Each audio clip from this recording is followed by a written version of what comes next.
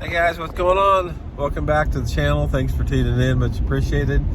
Just heading back from Table Rock Lake right now. Had a on the water lesson today, and man, it was a cold day out there. The high today was like in the 20s, so we had ice in our guides all day long. The wind was blowing 20 miles an hour, and it feels really good to be in a warm truck right now, I'll tell you that. But we caught some good fish, so I guess that was worth it, getting out there and freezing our butts off. But anyway, today I wanted to do a video. I want to talk about the Hellbender and the sort of like the phenomena surrounding the Hellbender and why it doesn't work today and why it worked so good back then. And moreover, talk about why, in my opinion, there's fewer bass and more educated bass in the lakes today than we've ever had. I mean, you guys have heard people saying, oh, the fishing's better than it's ever been. And I hear people say there's more bass than there's ever been. I don't believe that, guys. And I'm going to give you guys my opinion why, based upon the Hellbender here. So anyway, if you guys if you don't know what a Hellbender is, it's in the thumbnail here that I took.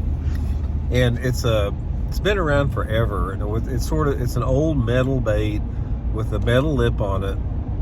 Probably one of the first precursors to the modern day crankbait. And anyway, back in the 1970s and the 60s, this was the hog catching lure, not only here in the Ozarks, but all over the country.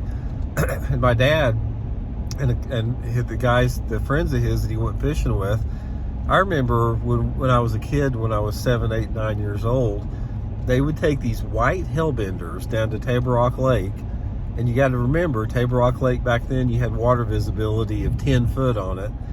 They take these white Hellbenders and throw them just anywhere on 10-pound test line on a spinning rod. And guys, they would catch hogs on them. They would catch every trip that we went out. I can't remember a trip where they didn't catch like a 7 or 8 pounder on it. And it was nothing to catch 7 to 9 pound bass on these Hellbenders down at Table Rock. So anyway, I got thinking about it, and it's like, why don't Hellbenders work now? You know, why don't like the Lazy Ikes and why don't the Bombers work now? The baits back in the 70s and 60s that caught big bags of fish, big strings of fish. Because I can promise you guys right now, you could take a Hellbender down at Table Rock Lake, and I bet you could fish it for a week and never catch a fish on it. The fish just will not bite those type of baits anymore. So the question I want to pose, my little bit hoarse, guys, I got a cold right now if I sound funny, but the question I want to pose to you guys, it's like there's two things that work here. There's two possibilities. Number one, there's just not as many bass in the lake anymore. But say back in the 70s when Dad was catching all the 7 and 8 pounders on Hellbenders and all the other locals were doing the same thing, you know, was there just 100 times more bass in the lake, then you didn't need to, finesse them out or anything? Or the second thing to that, have the bass evolved on some biological primal level to stay away from those particular baits? Because here's the thing about it, and why I think there's just not as many bass in the lake. If you take a bass on Table Rock Lake or any lake across the country right now, I can promise you they've never seen a Hellbender. You know, their bass have not seen a Hellbender for decades down at Table Rock Lake, yet you could never get a bass to bite one anymore.